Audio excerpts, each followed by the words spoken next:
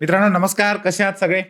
मित्रांनो, आपला रोजचा चहा, त्या चहाला ज्यांनी ब्रँडची व्हॅल्यू दिली, असे नवनाथ येवले सर आजच्या आपल्या पॉडकास्टमध्ये आहे आणि त्यामुळे आजचा आपला पॉडकास्ट एकदम खास असणार आहे. सर, 3 टॉकमध्ये तुमचं खूप खूप स्वागत. म्हणजे धन्यवाद. मला वाटत नाही, की महाराष्ट्रातला असा एखादा युवक असेल, की ज्याला तुमचं नाव माहीत नाही. त्याला उद्योजक व्हायचं असू द्या, नसू द्या. तो भले आय-ए-एसचं स्वप्न पाहत असेल, पण तुमचं नाव माहीत नाही असा कोणीच महाराष्ट्रामध्ये नाही. आणि खास करून चहा तुम्हाला माहिती आहे सगळ्यांचं म्हणजे हृदयाच्या अगदी जवळ आहे बरोबर. आणि त्या चहाला तुम्ही ब्रँड बनवलात. महाराष्ट्रातला तो पहिला चहाचा ब्रँड आहे, असं म्हणता येईल. त्याच्यामुळे महाराष्ट्रातल्या प्रत्येक तरुणाच्या हृदयापर्यंत तुम्ही आहात. सर, पहिल्यांदा मला हे विचारायचं आहे, की तुम्ही या व्यवसायाला किंवा चहाला आपण ब्रँड बनवला पाहिजे असं पहिल्यांदा तुमच्या डोक्यात कधी आलं? की माझ्या आयुष्यामध्ये मी वेगवेगळे व्यवसाय केले. बरोबर. ज्याच्यामध्ये 32 व्यवसाय झाले. हो. माझे वडील 2001 साली एक्सपायर झाले बरं. आणि ज्यावेळेला वडिलांबरोबर काही दिवस काम करण्याचा संबंध आला, हं. त्यावेळेला वडील वेळोवेळी एकच सांगायचे, की आपल्या नावाने काहीतरी मार्केटमध्ये एक प्रॉडक्ट असायला पाहिजे. बरं. ते वडिलांचं पण स्वप्न होतं आणि दुसरी गोष्ट पाहिली, की मार्केटमध्ये ज्यावेळेला आपण एक ब्रँड क्रिएट करतो, म्हणजे मी वेगवेगळे व्यवसाय केल्याच्या नंतर मला कळलं, की माणूस 3 गोष्टींसाठीच काम करतो. हं. एक आहे नाव, हो. दुसरा आहे पैसा हो. आणि तिसरा आहे चांगली लाईफस्टाईल. बरोबर. या 3 गोष्टी माणसाला पाहिजेत. आणि नाव जर करायचं असेल, तर इंडिव्हिज्युअल नाव करण्यापेक्षा एक ब्रँडचं जर आपण नाव चांगल्या पद्धतीने केलं, तर हं. तीच एक आपली ओळख बनेल. हा एक थॉट कुठेतरी माइंडमध्ये होता बरं. आणि त्यालाच धरून प्रत्येक व्यवसाय करत असताना याच्यात आपण ब्रँड क्रिएट करू शकतो का? हो. याच विचाराने मी ते चालू करायचो. बरं. पण सक्सेस झाला तो म्हणजे येवले अमृततुल्य. सर, पण हे जे 32 व्यवसाय तुम्ही केले, हां, हां. ह्या 32 व्यवसायापैकी प्रत्येक व्यवसायाने तुम्हाला काहीतरी शिकवलं असेल. बरोबर आहे. त्यातल्या काही आठवणी?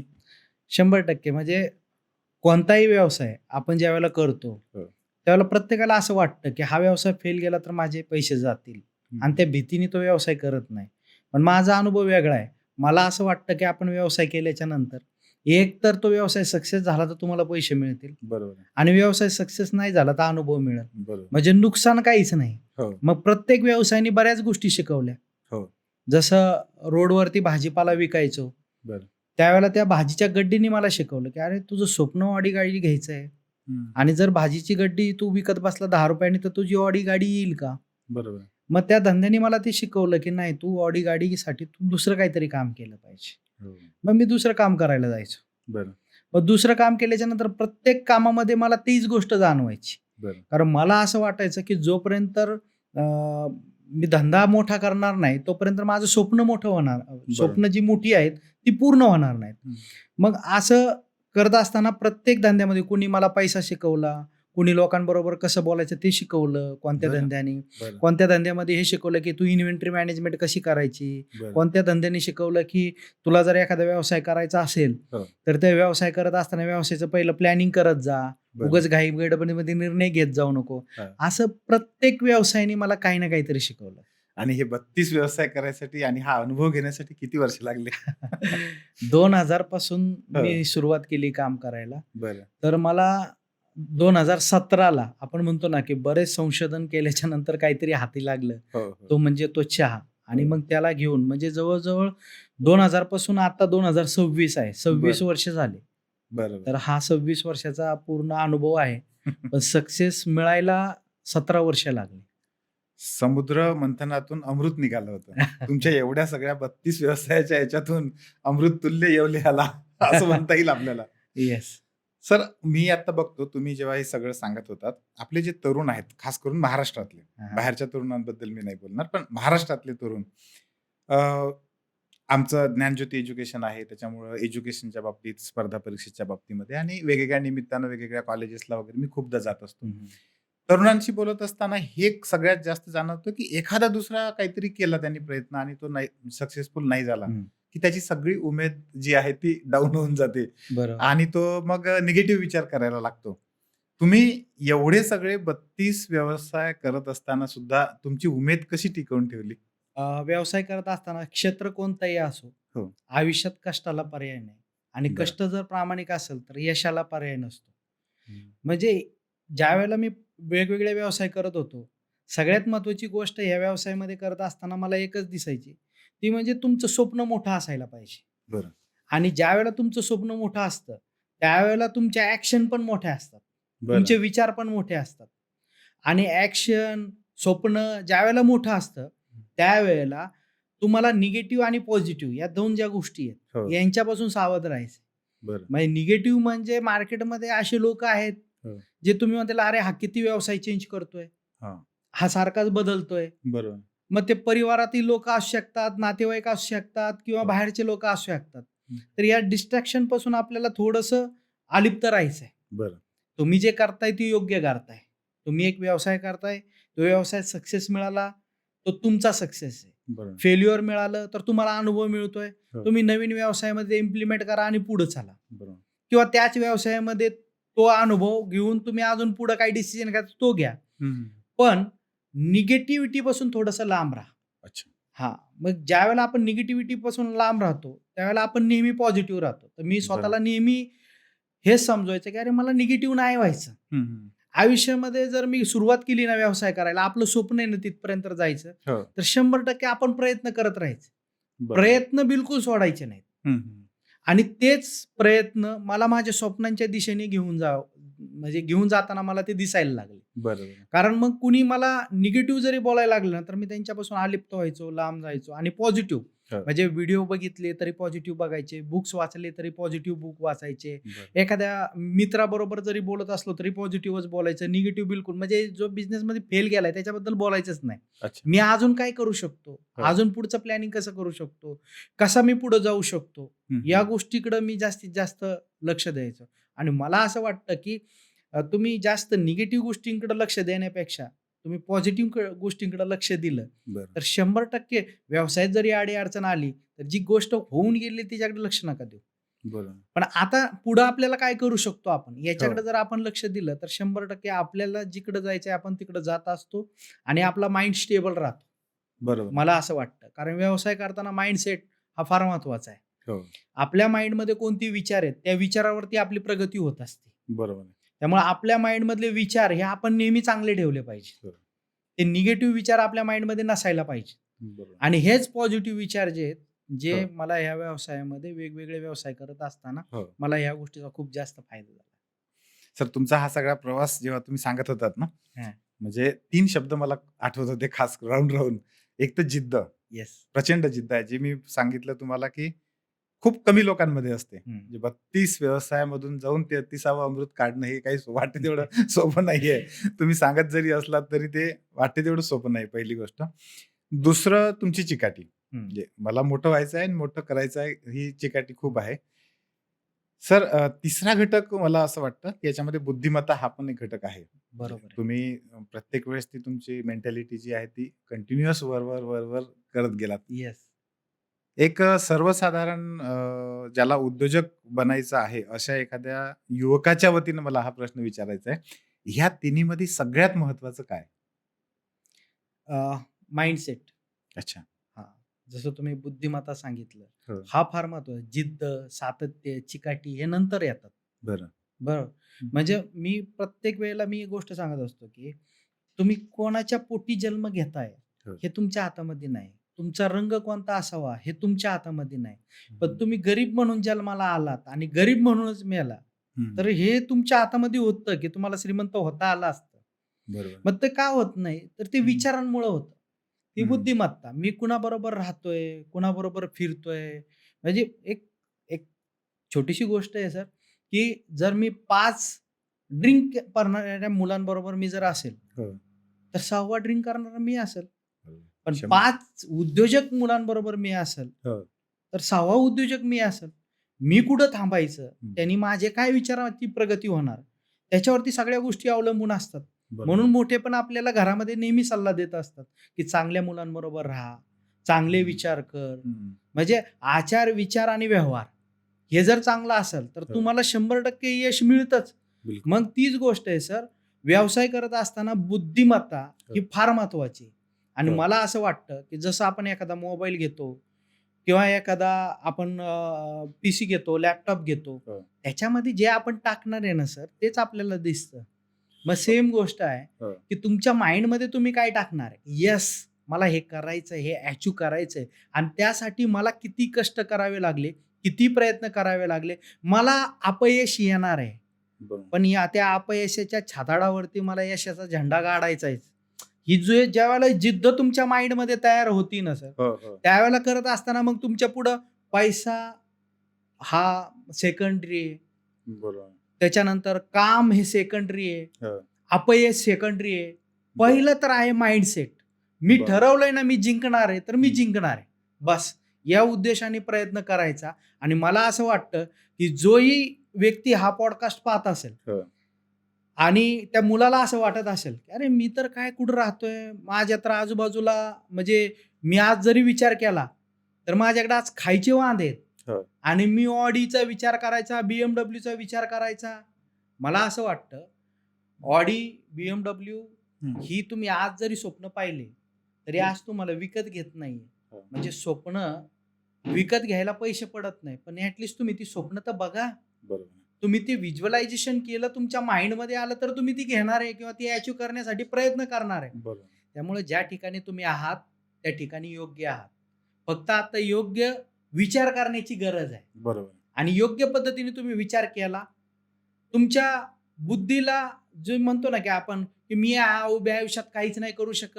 हं. मला शिक्षणासाठी वडिलांनीच पैसे दिले पाहिजेत. माझ्या वडिलांनी मला चांगल्या ठिकाणी शिक्षणच नाही दिलं. हे असतं मुलांचं. बरोबर. पण मला असं वाटतं रडत बसण्यापेक्षा लढणं फार महत्वाचं आहे. बरोबर. आलेल्या गोष्टीला सामोरे जाणं फार महत्वाचं आहे. म्हणून तुम्ही कुठं पण असू देत. हो. सर, जितकं गोष्ट आपल्याला कमी मिळती, तितकं आपली ती मिळवण्याची हे जास्त वाढते. तर वाढते. मला असं वाटतं, गरीब आहे तर आपल्याला संधी आहे श्रीमंत होण्याची. बरोबर. श्रीमंतात तर ऑलरेडी सगळंच आहे आहे. त्याच्याकडे. हो.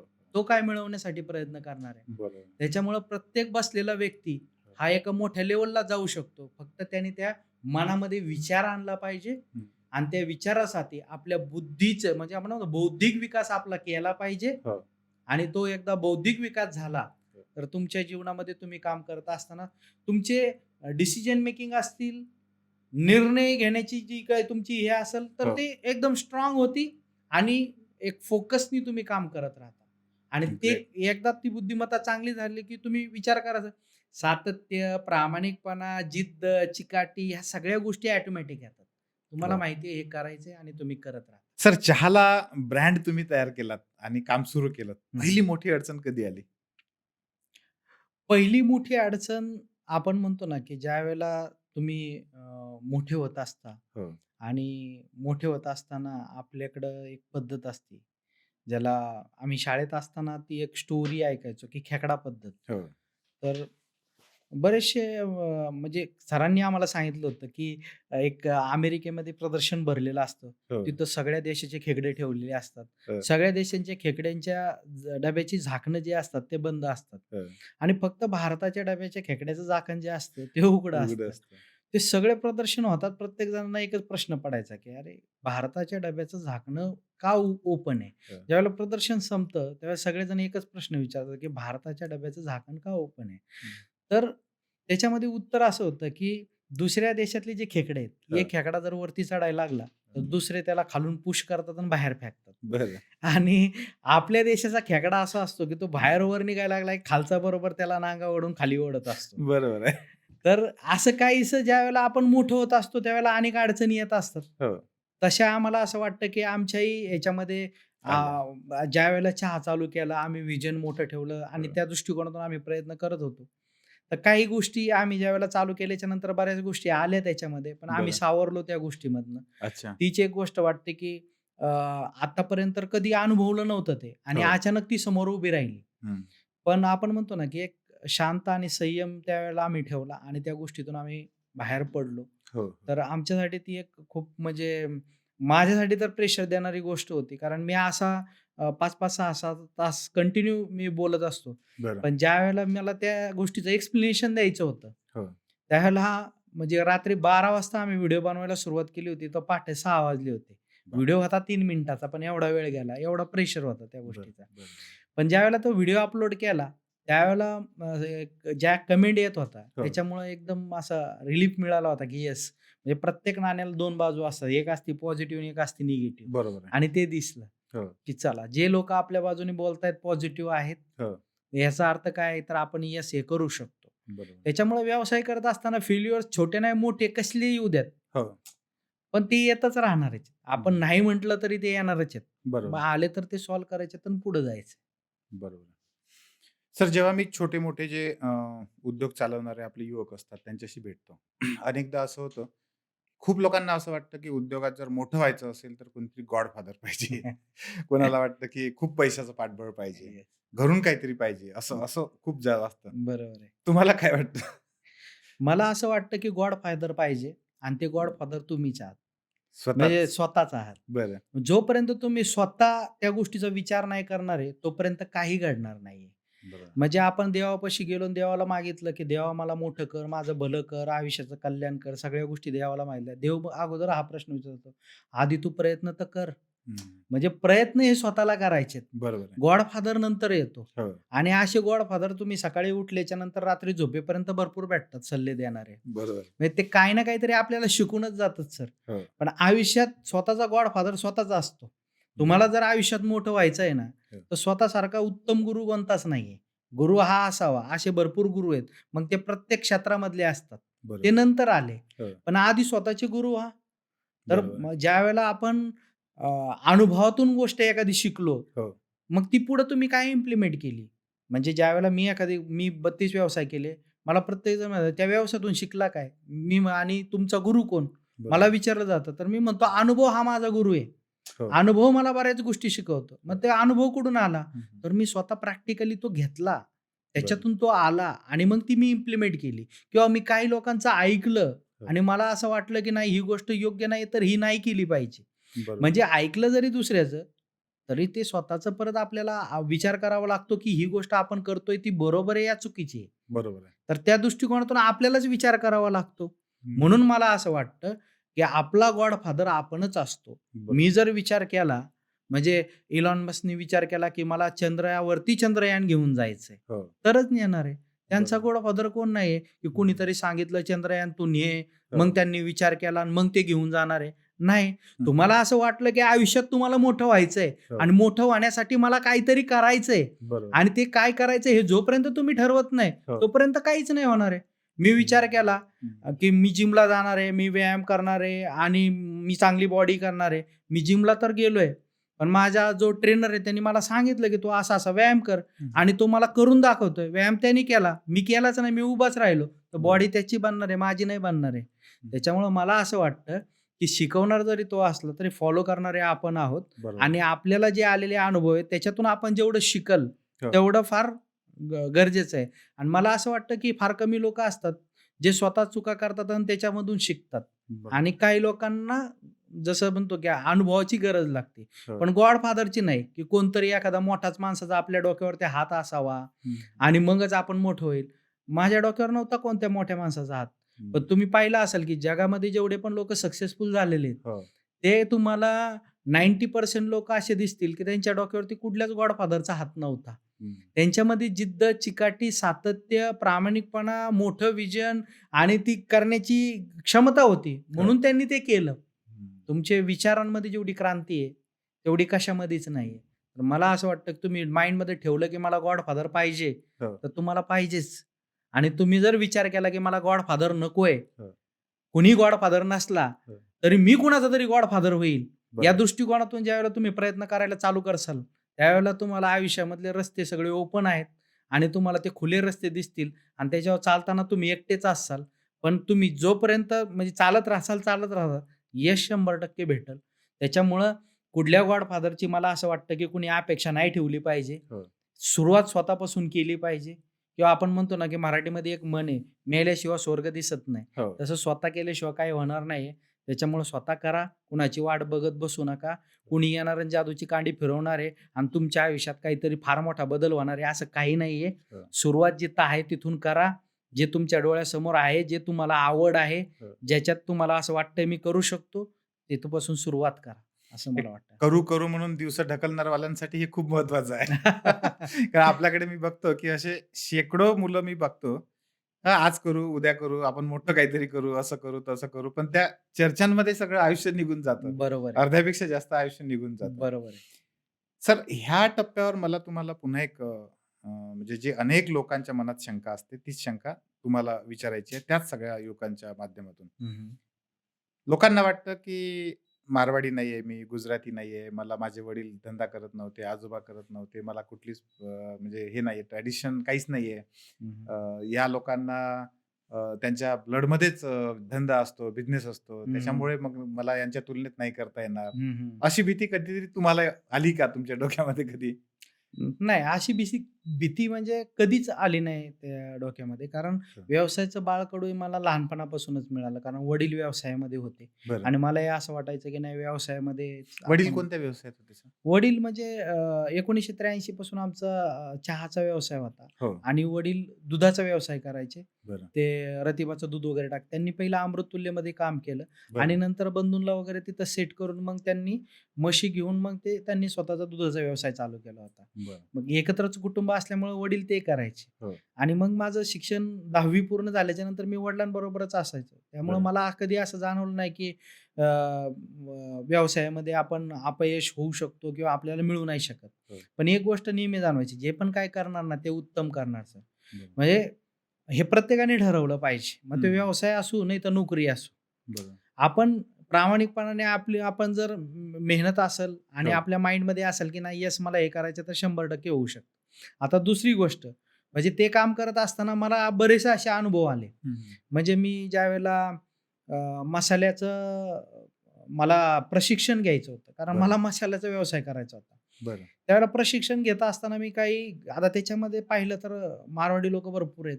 हो. तर मी काही त्या लोकांना भेटलो, तर ते लोकं म्हणजे मला असं जाणवायचं, की ते हसायचे, की "अरे, आता तुम्ही हा बिझनेस करणार? म्हणजे बरं. तुम्ही ह्या बिझनेसमध्ये सक्सेस होऊ शकता का?" तिथे एक ग्रीड फॅक्टर तयार व्हायची. "अरे, हे असं का बोलतायत?" मग हं. ठीक आहे. मग त्यांना त्यांची ती म्हणजे विचार करणं चुकीचं नव्हतं. हो. कारण ॲक्चुअलमध्ये आपला जो व्यक्ती आहे किंवा आपला जो माणूस आहे, तो तशाच पद्धतीने रिएक्ट करायचा. कारण हं. तसं बघायला गेलं ना, तर आपली माणसं फार व्यवसायामध्ये कमी होती हो, आणि कमी आहेत. हो, आता तो आकडा वाढतोय, हो. पण कमी आहेत. मग ते आपण म्हणतो ना, की त्यांच्याकडे कसं असतं पद्धत, एक लहानपणापासूनच व्यवसायाचं बाळकडू त्यांना दिलं जायचं. बरोबर. त्याच्यामुळे त्यांची मुलं शिक्षणात पण तेवढेच हुशार असतात आणि शिक्षणाबरोबर त्यांच्या घरामध्ये व्यवसाय असतो बरोबर. आणि व्यवसाय हा त्यांच्या घरामधून असल्यामुळे त्यांना ते व्यवसायाचं नाव. आता बऱ्यापैकी आपल्याकडे काय व्हायचं, की अ, आपली जी शिक्षण पद्धती आहे, ह्याच्यामध्ये चांगलं शिक्षण घ्या आणि चांगली नोकरी मिळवा. हां. म्हणजे आपल्या आई-वडिलांनी शेतीमध्ये काम केले असल्यामुळं हं, त्यांना नेहमी होतं, "तू शिक, मोठा हं. हो आणि चांगला साहेब बन." हो. हा एक माइंडसेट. त्याच्यामुळं आपल्या लोकांनी फक्त नोकरीचा व्यवसाय केला. बरोबर. आणि ह्या लोकांच्या माइंडमध्ये की अरे हे नोकरी करणार आहे, मग आता हे व्यवसाय करणार. हे हं, कुठेतरी ती भावना जाणवायची. पण एक आतून एक वाटायचं की नाही, हं. आम्ही पण काहीतरी करू शकतो आणि बरोबर. करून दाखवू शकतो. हो, मग ह्याच्यामध्ये एक गोष्ट तर जाणवली. भरपूर मी मार्केटमध्ये फिरल्याच्या नंतर जे होलसेलचे व्यापारी असायचे, हो. तिथं दिवाणजी म्हणून आहे ना, तर मराठी व्यक्ती दिवाणजी म्हणून ते लोकं घ्यायचे अच्छा. किंवा आजही कोणत्या सोसायटी जर असतील, तर त्या सोसायटीमध्ये आहेत ना, चेअरमन म्हणून जो आहे ना, तो हां. मराठी माणूस असतो. बरं. तर ह्या ज्या गोष्टी ज्यावेळेला मी काम करत होतो, त्यावेळेला ह्या गोष्टी ऐकायला यायच्या, की क्युरिओसिटी असायची, की का बाबा हे दिवाणजीच का ठेवतात? हो. हे चेअरमनच का ठेवतात? मग त्याच्यामधून एक गोष्ट अशी जाणवली, की आपला मराठी माणूस हा आहे, प्रामाणिक आहे. बरोबर. ती एक गोष्ट जाणवली, की हो, प्रामाणिक आहे आणि प्रामाणिक तो सगळ्याच गोष्टींमध्ये कष्टाला पण प्रामाणिक आहे, हो. पैशाला पण प्रामाणिक आहे, सगळ्याच गोष्टीमध्ये प्रामाणिक आहे. बरोबर. म्हणजे आपल्या माणसाची उपमा जर मी पाहिली तर प्रामाणिक आहे. हो, अरे म्हटलं जर आपला माणूस जर प्रामाणिक आहे, तर प्रामाणिक माणसं जर व्यवसायामध्ये आली, हो. तर व्यवसायामध्ये जो खूप महत्वाचा विचार आहे सर हा. म्हणजे खूप मोठा बरोबर बदल आहे. होऊ शकतो. बदल होऊ शकतो. हो, आणि ही प्रामाणिक माणसं ज्यावेळेला व्यवसायामध्ये येतील ना, हो, म्हणून तर मी मगाशी तुम्हाला बोललो ना, की आमच्यावर जे एलिगेशन झाले, हो, चहा व्यवसाय चालू करताना जी मोठी अडचण आली, आम्ही हो, त्याच्यातून बाहेर का पडलो? हो. कारण आम्ही प्रामाणिक होतो. आम्ही जे बरोबर. प्रॉडक्ट देत होतो, हो, जे आम्ही लोकांना देतोय, ते हो. प्रामाणिक त्याच्यामध्ये जे काही टाकत होतो आम्ही ते बरोबर. एकदम उत्तम दर्जाचं होतं. त्यामुळे आम्हाला त्या गोष्टीची भीती नव्हती, की काही जरी झालं ना, तरी हो. आपण 100% ह्याच्यामधून बाहेर पडणार आहे.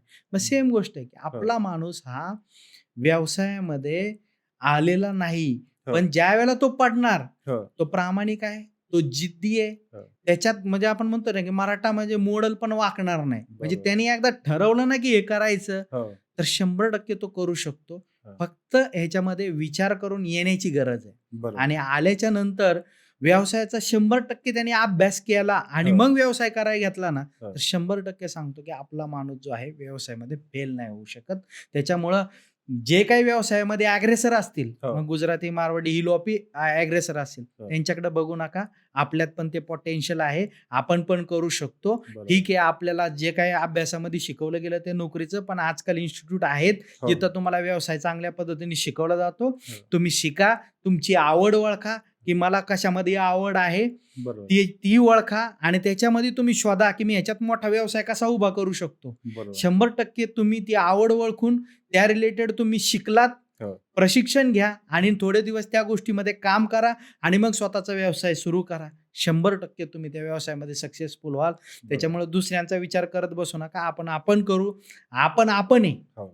आणि आपण ते करू शकतो. येस. ही एक आपण प्रत्येकाने ते विचार केला पाहिजे आणि 100% आपला व्यक्ती सुद्धा चांगल्या नाही उत्तम पद्धतीने व्यवसाय करू शकतो. करू शकतो. त्यामुळे ह्या व्यवसायामध्ये येणं प्रत्येकाची एक काळाची शेवटी गरज आहे. आपण छत्रपतींचे मावळे आहोत. येस. तुम्ही म्हटलं तसं प्रामाणिकपणा आणि जिद्द हां. हे आपल्या रक्तात आहे. हे आहे. ते जर आपण व्यवसायात उतरवली तर व्यवसायातही आपण एक नंबरवर राहूच शकतो. Yes, yes. शून्यातून स्वराज्य निर्माण करणाऱ्या छत्रपतींचा वारसा आपल्याला आहे. पुन्हा काय पाहिजे? बरोबर आहे.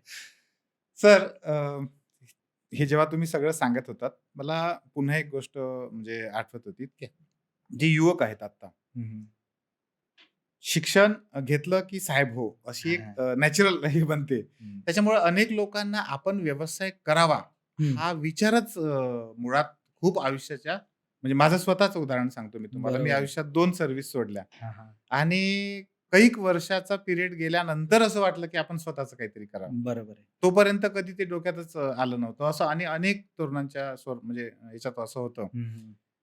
तर हा जो स्वतंत्र व्यवसाय करण्याचा जो विचार आहे, हां, हां. तो एका म्हणजे आला पाहिजे याच्यासाठी काय करता येईल किंवा ही चळवळ कशी वाढवता येईल?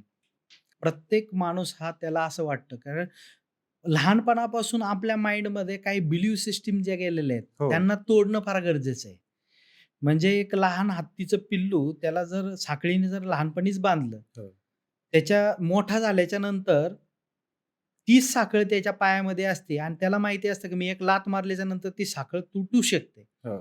पण ती साखळी तोडण्याचा तो प्रयत्नच करत नाही कारण त्याची बिलीव्ह सिस्टम रेडी झालेली असते, की मी हे तोडू नाही शकत. हो, हो. लहानपणापासून. हो. तर सेम तसंच प्रत्येकाच्या माइंडमध्ये तसंच असतं.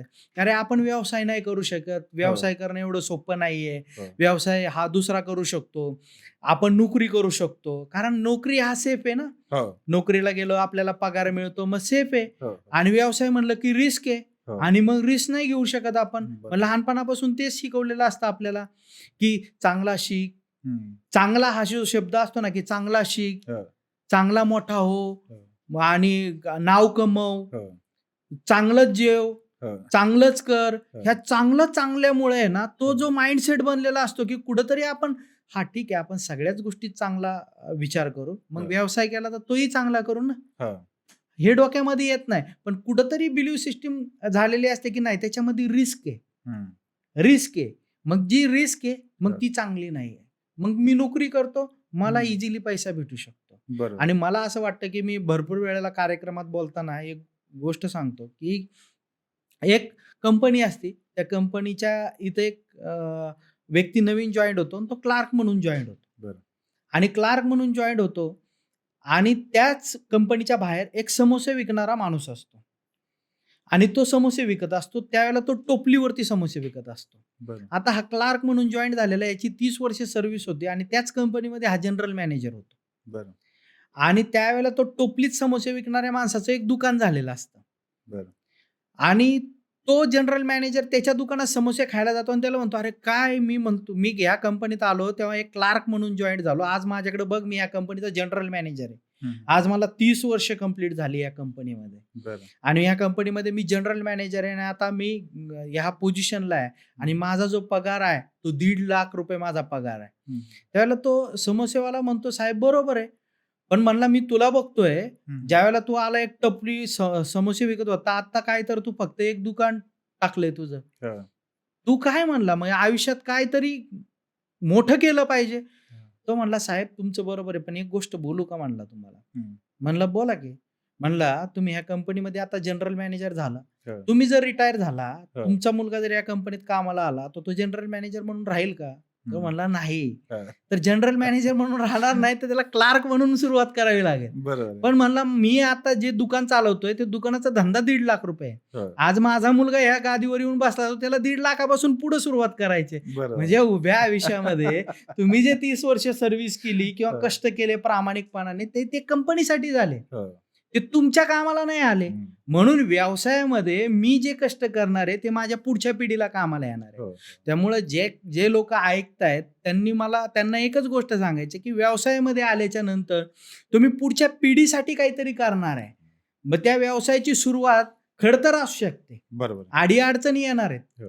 म्हणजे तुम्ही सुरुवात करसाल, तुम्हाला फेल्युअर येणार आहे. हो. एकदा येईल, दोनदा येईल, तीनदा येईल, हो. चारदा येईल, पाचदा येईल, 10 वेळेला मला 32 वेळा आलं. हो. 33व्या वेळेत तर तुम्ही सक्सेस व्हाल. अगदी. त्याच्यामुळं कुठेही या गोष्टींचा विचार करत बसू नका. मला असं वाटतं, की तुम्ही हा विचार करा आणि ह्या जगामध्ये मलाही 32 व्यवसाय करत असताना माझ्या माइंडमध्ये एक गोष्ट होती, जसं तुम्ही म्हणला, की मी आज नोकरीला लागलो तर मी साहेब झालो पाहिजे. हं. जसं तुम्ही म्हणला. प्रत्येकाला आजकाल काय पाहिजे? इन्स्टंट पाहिजे. ह्या जगात मी पाहिलं इन्स्टंट काही भेटत नाही. हं. तर तुम्हाला जोपर्यंत तुम्ही घाण गाळणार नाही, कष्ट करणार नाही, तोपर्यंत यश 100% मिळणार नाही. एक बरोबर. साधी सिंपल गोष्ट आहे. ज्याने त्यांनी हा विचार करावा, की तुमच्या आयुष्यामध्ये तुमची स्वप्न काय आहेत? आणि मला असं वाटतं, की स्वप्न हे तुम्हाला भरपूर काही शिकू शकतात आणि करायला लावू शकतात. विचार करा. बघा मी जनरल विचारतो मुलांना, "तुमची स्वप्न काय आहेत?" "मला एक गाडी घ्यायची आहे, मला एक फ्लॅट घ्यायचा आहे, मला हे करायचं आहे." एवढंच जर तुमचं स्वप्न आहे, तर तुमच्या वडिलांनी पण त्यांच्या उभ्या आयुष्यामध्ये गाडी घेतलीच ना, घर हं. घेतलंच ना. एवढं नॉर्मल आहे, तर मग कशाला तुम्ही जसं आहे तसाच विचार करा. कुठेतरी नोकरीला लाग. तुझी 30-35 वर्ष होईपर्यंत कुठेतरी एक फ्लॅट भेटेल, तुला गाडी भेटेल. बरोबर. आयुष्य सुखरूप आहे. हं. कशाला डोक्याला टेन्शन घ्यायचं? मग जरा आयुष्यात मोठं स्वप्न ठेव. मला गाडी घ्यायची पण मला ऑडी गाडी घ्यायची आहे. मला हं. फ्लॅट घ्यायचा आहे, पण मला बंगलो घ्यायचा आहे. हं. मी विचार केला मला फिरायला जायचंय, मला फॉरेन ट्रिप करायची आहे. ज्यावेळेला तुमची स्वप्न मोठी असतात, त्यावेळेला तुमच्या ॲक्शन पण मोठ्या असतात. तुम्ही तसा विचार करायला लागसाल, मग त्यावेळेला तुम्हालाही वाटेल, की नाही यार मला पण व्यवसाय केला पाहिजे. व्यवसायामध्ये उतरलं पाहिजे. बरोबर. व्यवसायाचा मी जर अभ्यास केला, तर 100% मी व्यवसायात माझं यश. मग मी जे पण काय मी म्हणतो आज तुम्ही सुरुवात करा. जर विचार करा तुमचा मुलगा तुमच्या दुकानावर येऊन काम करण्या इतपत हो. तुम्ही ₹1,00,000 जरी महिन्याला कमवत असाल ना, तरी तुमच्या मुलाला तो प्लॅटफॉर्म मिळणार आहे. पण सुरुवात तुमची 5,000नी होऊ शकते महिन्याला, 10,000नी. नोकरीत पण तशीच होते ना, हो. मग व्यवसायात पण तशीच होईल. बरोबर. फक्त सुरुवात करा आणि सुरुवात केल्याच्या नंतर तुम्ही एका स्टेजला तुम्ही जासाल. त्यामुळं सॉरी म्हणजे व्यवसाय करत असताना व्यवसायात तुम्ही सतत विचार करणं गरजेचं आहे. कारण जोपर्यंत तुम्हाला एखादी गाडी घ्यायची आहे, विचार दोनदा येतात. एक येतो पहिला डोक्यामध्ये हो. आणि दुसरा येतो प्रॅक्टिकलमध्ये. तुम्हाला एक गाडी घ्यायची सपोज मला घ्यायची, तर माझ्या खिशात पैसे आहेत. मी आता उठून जाऊन गाडी घेऊ शकत नाही. पहिला विचार कुठेतरी माइंडमध्ये येतो. मी विचार करतो की मला गाडी घ्यायची आहे. बरोबर. मग मला गाडी कोणती घ्यायची आहे? हा विचार माझ्या माइंडमध्ये क्लिअर होतो आणि मग मला कुठेतरी असं वाटतं की ती गाडी घेण्यासाठी माझ्याकडे पैसे नाहीत, तर मी जुळवाजुळव करतो. म्हणजे आज आलेला विचार कुठेतरी 1 वर्षांनी, 1.5 वर्षांनी, 2 वर्षांनी तो पूर्ण होतो. बरोबर. त्यामुळे विचार हा पहिला माइंडमध्ये यावा लागतो. ज्यांना व्यवसाय करायचा आहे, हा माइंडसेटचा खेळ आहे. तुम्ही आत्तापासून विचार केला कोणता व्यवसाय करायचा आहे आणि कोणत्या व्यवसायामध्ये मी पुढे जाऊ शकतो. आणि मला असं वाटतं, की ते व्यवसायाचं मध्ये माइंडसेट क्लिअर करण्यासाठी, की तुम्ही व्यवसायामध्ये कशा पद्धतीने 10 वर्षात, 5 वर्षात किंवा 20 वर्षात तुम्ही चांगल्या पद्धतीने अचिव्हमेंट करू शकता. हो. या गोष्टीचं नॉलेज आणि ट्रेनिंग हे सगळ्यांना देणं गरजेचं आहे. कारण जोपर्यंत त्यांच्या माइंडमध्ये येऊ शकत नाही, की मी चांगला व्यावसायिक होऊ शकतो, हो. तोपर्यंत मला व्यवसाय करायचा हा विचार डोक्यामध्ये येणार नाही, असं मला वाटतं. खूप महत्वाचं सर सांगितलं. मगाशी आपण जेव्हा चर्चा करत होतो, तेव्हा तुम्ही बोललात, की मार्केटिंग हा खूप महत्वाचा आहे हो. आणि येवले अमृत तुल्यचं मार्केटिंग काही विचाराचं काम नाही. सगळ्यांना माहीत आहे. तर हे मार्केटिंग ज्या लोकांना आता असं वाटतं, की मी माझ्या गावामध्ये राहून, तालुक्याला, जिल्ह्याला, वेगवेगळ्या ठिकाणी राहून त्यांना त्यांचा बिझनेस करायचा आहे. तर त्याचं मार्केटिंग ते आजच्या काळामध्ये डिजिटल साधनं वापरून कसा करू शकतात? हे बघा, आपला व्यवसाय आहे हं. आणि त्या व्यवसायामध्ये तुम्ही एखादा प्रॉडक्ट तुम्ही देताय. भले तुमचा क्लास आहे आणि क्लासमध्ये तुम्ही जे शिकवताय हे तुमचं प्रॉडक्ट आहे. बरं. पण जोपर्यंत ते प्रॉडक्ट इतरांना कळणार नाही, हो. तोपर्यंत त्याचा प्रसार म्हणजे जो दिखता है वही बिकता है. मार्केटिंगचा फॉर्म्युला तोच आहे, की जो दिखता है वही बिकता है, जो नहीं दिखता वो नहीं बिकता. बरोबर आहे. म्हणजे तुम्ही काय केलं पाहिजे, तर आपलं मग जिथं तुम्ही असाल, मग तुम्ही स्टोरीला त्याचे फोटो टाकू शकता सोशल हो. मीडियाच्या. हो. त्याच्यानंतर व्हिडिओज बनवू शकता. YouTubeला व्हिडिओ बनवू शकता, रील्स बनवू शकता, काही हं. असेल. पण तुमचं प्रॉडक्ट लोकांना कळलं पाहिजे. बऱ्याच वेळेला काय होतं माहिती आहे का? काही लोकं असे असतात, की ते व्यवसाय करत असतात, पण त्याच्या शेजारच्याला पण माहीत नसतं, की हा काय व्यवसाय करतो. हं. त्यालाच माहीत नसतं बरं. आणि तो त्याचा ग्राहक असू शकतो. पण नंतर त्याला कळतं, की अरे ह्यांच्याकडे ते प्रॉडक्ट होतं आणि मी बाहेरून जाऊन घेऊन आलो. कारण त्याला ते कळलंच नाही, की हे हं. हे प्रॉडक्ट पण आहे म्हणून. बरोबर. तर मला असं वाटतं, की म्हणजे एक दुकान ओपन केलं, हो. तर दुकानात येणारा ग्राहक हे एक मीडियम आहे. हे हो. दुकान ओपन केलं सकाळी 7:00ला आणि संध्याकाळी 10:00ला बंद केलं, तर दुकान ओपन करून जे ग्राहक तुमच्या दुकानामध्ये येतो, हं. हे एक मीडियम झालं. बरं. असे मार्केटिंगचे 75 मीडियम्स आहेत. बापरे! मग तुम्ही किती यूज करताय त्यापैकी? हं. त्यापैकी मी एकच यूज करतोय. बरं. मी एकच यूज करतोय आणि एकाच माध्यमातून माझ्याकडे कस्टमर येतोय. मग हं. बाकीचे मीडियम यूज करा ना. जसं आता हं. आपण म्हणलं, की हो. सोशल मीडियाला एक पोस्ट टाका, ते एक मीडियम झालं. हो. Facebookला टाका, हे दुसरं झालं. व्हिडिओ बनवा, हे तिसरं झालं. बरं. पोस्टर लावा, बॅनर लावा, पेपरला ॲड द्या, mouth to mouth publicity, seminar घ्या, वेबिनार घ्या, काय घ्यायचे ते घ्या. बरोबर. असे भरपूर मीडियम आहेत. हं, हं. त्याच्यामुळं कोणताही व्यक्ती जो गावात असू देत किंवा शहरात असू दे, हो. मार्केटिंग हा हार्ट आहे आपला. म्हणजे शरीरामध्ये जसं हृदय आपलं आहे हो. आणि हृदय बंद पडलं तर डॉक्टर सांगतात, की आता हा डेड झाला. हो. हृदय आपलं बंद पडलं तर डेड झाला. तसं व्यवसायामध्ये मार्केटिंग बंद झाली, हो. तर तो व्यवसाय डेड होत असतो. आणि जर तुम्हाला असं वाटतं, की नाही माझा व्यवसाय वाढला पाहिजे, तर बरोबर. तुमची मार्केटिंग तुम्ही वाढवली पाहिजे. ग्राहक तुमच्यापर्यंत यायची वाट बघत बसण्यापेक्षा तुम्ही ग्राहकापर्यंत पोहोचला पाहिजे. बरोबर. तुमची सर्व्हिसेस ग्राहकापर्यंत पोहोचली पाहिजे. हो. तुमचं प्रॉडक्ट ग्राहकापर्यंत पोहोचलं पाहिजे. आणि ज्यावेळेला तुम्ही तुमचा प्रॉडक्ट ग्राहकापर्यंत पोहोचवणार, तर तो ग्राहक शोधत तुम्ही मग तुमचं. एका गावाच्या कोणत्याही कोपऱ्यात बसलेला असेल हो. आणि त्याला त्या प्रॉडक्टची गरज आहे, हं, तो हं. 100% तुमच्याकडे येऊन तो घेऊन जाऊ शकतो. मार्केटिंगची ही ताकद आहे. येस. सर तुमचं मार्केटिंग तगडं आहेच, काही प्रश्नच नाही. म्हणजे आपण जसं मगाशी म्हटलं, महाराष्ट्रात असा एकही युवक नसेल, की ज्यांना येवले अमृततुल्य माहीत नाही. दुसरं सर मी जे अनुभवलं, मगाशी मी तुम्हाला आपण जेव्हा चर्चा करत होतो त्यावेळेस पण बोललो होतो. तुमचा R&D खूप जबरदस्त आहे. येस. म्हणजे तुम्ही जो रिसर्च अगदी चहासारख्या छोट्या गोष्टीमध्ये पण तुम्ही जो R&D केलेला आहे, तो प्रचंड आहे. येस. तर ते तुम्ही कसं सवय लावली, कसे केले? आता तुम्ही त्यातून R&D मधून वेगवेगळे प्रॉडक्ट्स तयार केलेत खूप सारे. तुमची आता प्रॉडक्टची रेंज पाहिली तर चहापासून सुरुवात करून प्रचंड मोठी रेंज आहे ती. तर R&Dचं महत्त्व कसं सांगाल? 100% म्हणजे उदाहरणार्थ समजा मला हा पॉडकास्टला मला इथं बसायचं आहे आणि मला बोलायचं आहे आणि भरपूर प्रेक्षक त्याला पाहणार आहेत. हो. तर मला पॉडकास्ट कसा केला पाहिजे याची सुद्धा R&D असते, की मी कसा बोलू, काय बोलू, कशा पद्धतीने बोलू.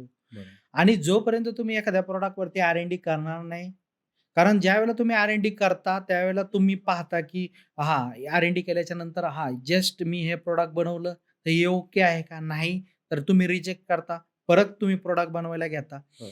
हे ज्यावेळेला मी वेगवेगळे काम करत गेलो ना, त्यावेळेला मला एक गोष्ट जाणून आली. मार्केट कोणतीही गोष्ट ॲक्सेप्ट करत नाही. बरं. मार्केट तीच गोष्ट ॲक्सेप्ट करतं जे बेस्ट आहे. ते हं. प्रत्येकालाच बेस्ट पाहिजे. बरोबर आहे. मग तुम्ही त्या गोष्टीचा विचार करता का? आम्ही जे मार्केटमध्ये स्पॉन्जी केक घेऊन आलो, क्रीम रोल घेऊन आलो, बिस्किट जे आम्ही मार्केटमध्ये घेऊन आलो, एक चहा आणलाय हं. आणि त्याच्यानंतर हे बाय प्रॉडक्ट घेऊन आलो. सर आम्ही एका प्रॉडक्टवरती म्हणजे 55 वेळा, कधी 100 वेळा आमच्या एका प्रॉडक्टवरती R&D झालेली आहे. बापरे! हां. मग हे काय आहे, की तुमचं प्रॉडक्ट जोपर्यंत तुम्हाला बेस्ट वाटत नाही, तोपर्यंत ग्राहकाला ते बेस्ट वाटणार नाही. बरोबर. मग इथं मी एखादा फोटो जरी मला काढायचा असेल, तरी त्या फोटोवरती मी R&D केली पाहिजे, की अरे मी हं. कुठे याला उभा करू? मग त्याचा बरोबर. क्लिक कसा असायला पाहिजे? मग तो फ्रेममध्ये व्यवस्थित बसेल का? बरोबर. मी जर त्याची R&D केली नाही, तर मी काय करतो? मी पुन्हा त्याच चुका करतो. आणि मी पुन्हा पुन्हा त्याच चुका करतो आणि प्रत्येक माणसाला आयुष्यामध्ये फार मोठं व्हायचंय आणि मोठ्या लेवलला जायचंय. बरोबर. आणि ज्या वेळेला तुम्हाला मोठं व्हायचंय त्यावेळेला आपण नेहमी एक गोष्ट लक्षात ठेवली पाहिजे, की R&D करून ती गोष्ट जोपर्यंत तुम्ही स्टँडर्ड करत नाही, तोपर्यंत त्याची स्केलेबिलिटी वाढत नाही. बरोबर आहे. आणि ते स्केलेबिलिटी वाढणार नाही म्हणजे याचा अर्थ काय आहे, की तुम्ही ते स्टँडर्ड करा. बरोबर. दुसरा ती गोष्ट ती फॉलो करल, तीच गोष्ट इम्प्लिमेंट करल. हो. म्हणजे तुमची एस-ओ-पी असू देत किंवा एखादं प्रोडक्ट आहे. ते हं. टेस्ट चांगली लागते तर ग्राहक तो घेणार आहे आणि तो दुसऱ्याला सांगणार आहे. बरोबर. तुमच्या प्रॉडक्टला टेस्टच नाही. मग तुम्ही कमी प्राईजला देऊन पण ते कस्टमर घेणार नाही.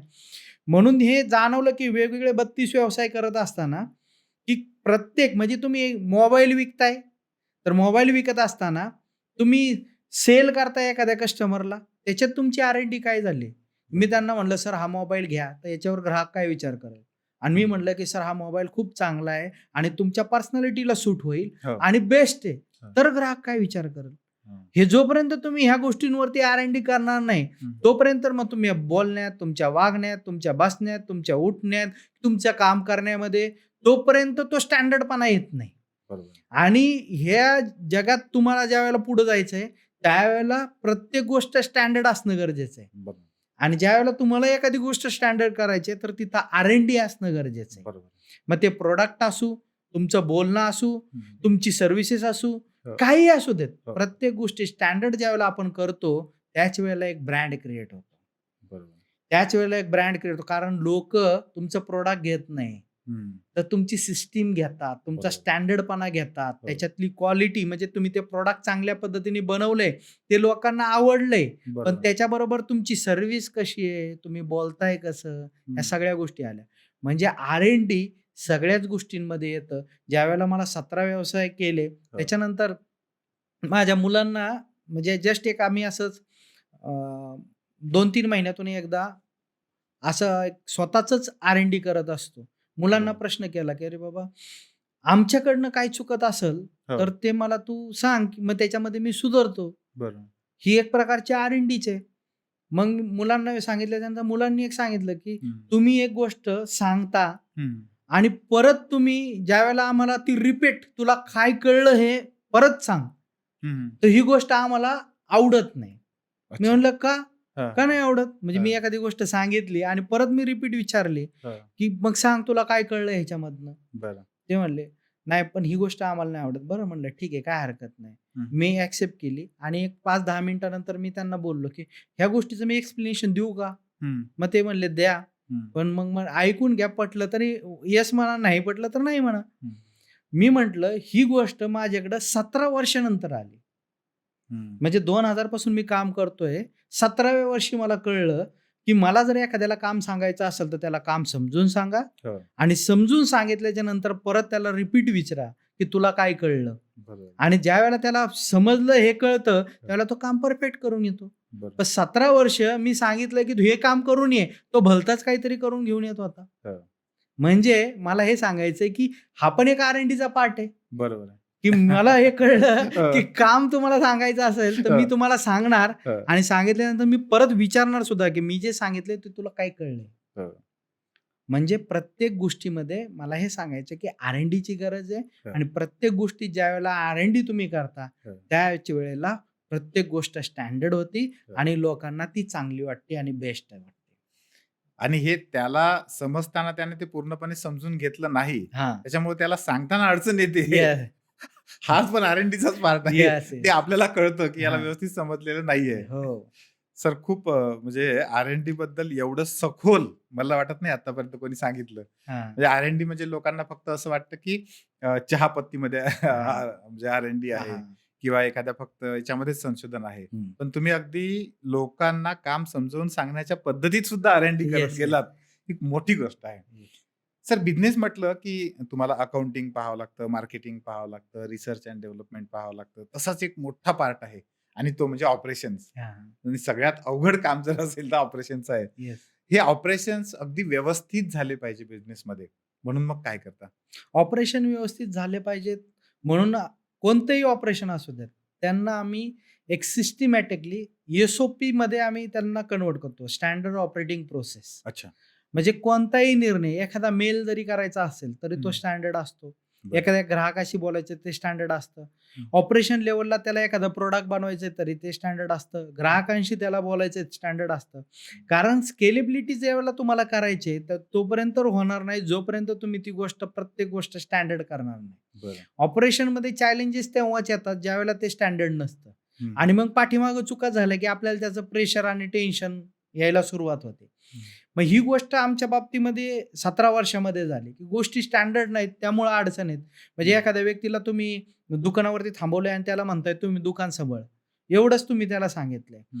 पण त्याला जर तुम्ही एवढं स्टँडर्ड करून दिलं की दुकान किती वाजता ओपन करायचंय, हो. दुकान उघडल्या तुला काय काम करायचंय, म्हणजे हं. ओपनिंगची चेकलिस्ट, क्लोजिंगची चेकलिस्ट, बरं. त्याच्यानंतर दिवसभरात जर अडचण आली तर हो. कोणत्या गोष्टीसाठी कुणाला कॉल करायचंय, काय करायचंय, हं. म्हणजे प्रत्येक गोष्टीमध्ये जोपर्यंत तुम्ही स्टँडर्ड करणार नाही तोपर्यंत ऑपरेशन स्मूथ होणारच नाही. हं. ऑपरेशन अडकतं कुठं? एखादी मशीन अडकते कुठं? मशीनमध्ये काहीतरी बिघाड असेल तरच अडकते. बरोबर. तसंच एखादा माणूस आहे. माणूस मशीन नाहीये, पण तुम्हाला माणसाकडनं काम करून घ्यायचंय. बरोबर. मग माणसाकडनं ज्यावेळेला तुम्हाला काम करून घ्यायचंय, त्यावेळेला कुठेतरी तुम्हाला स्टँडर्ड ऑपरेटिंग प्रोसेस जी आहे, बरोबर. ती स्टँडर्ड केली पाहिजे. म्हणजे प्रत्येक गोष्ट म्हणजे उदाहरणार्थ आता आम्ही पॉडकास्टला आलेलो आहे. हो. हा पण एक ऑपरेशनचाच पार्ट आहे. बरोबर. इथं यायचंय. हो. तर मग ते इथपासून आमचं फायनल असतं, की किती वाजता निघायचंय? हं. हं. त्यांना कॉल किती वाजता करायचाय? बरं. किती वेळा कॉल करणार आहे? हो. पॉडकास्ट संपल्यावर कुठं जायचंय? हं. काय बोलायचंय? तिथं बोलल्याच्या नंतर कितपत बोलणार आहे? किती नाही? हं. ही पण एक पार्टच आहे ना. किंवा बरोबर. मग इथं आल्याच्या नंतर जे माझ्याबरोबर 2-3 जण असतील ते गडबडतील. त्यांना बरोबर. काय करायचे तेच कळणार नाही. हं. ते चुकले की मला मानसिक त्रास होणार. मला मानसिक त्रास आला की मी पॉडकास्टमध्ये तो दिसणार. बरोबर. जे मला डिलिव्हर करायचे ते होणार नाही. हो. आणि मग कुठेतरी असं वाटतं की ज्यावेळेला ऑपरेशन आपल्याला स्मूथ करायचंय, हो. त्यावेळेला सगळ्यात पहिलं तर प्रोसेसेस स्टँडर्ड करा. बरं. आणि ज्यावेळेला प्रोसेसेस स्टँडर्ड होतील, त्यावेळेला तुमचं ऑपरेशन जे आहे ते स्मूथ चालतं. आता एवढं करून सुद्धा नॉमिनल अडचणी येतात, हो. तर त्या सॉल्व्ह होणाऱ्या असतात. पण तुम्ही 100% तुमच्या गोष्टी ज्या आहेत त्या हो. स्टँडर्ड केल्या पाहिजेत आणि स्टँडर्ड केल्याच्या नंतर अडचणी फार कमी येतात पण कमी येतात.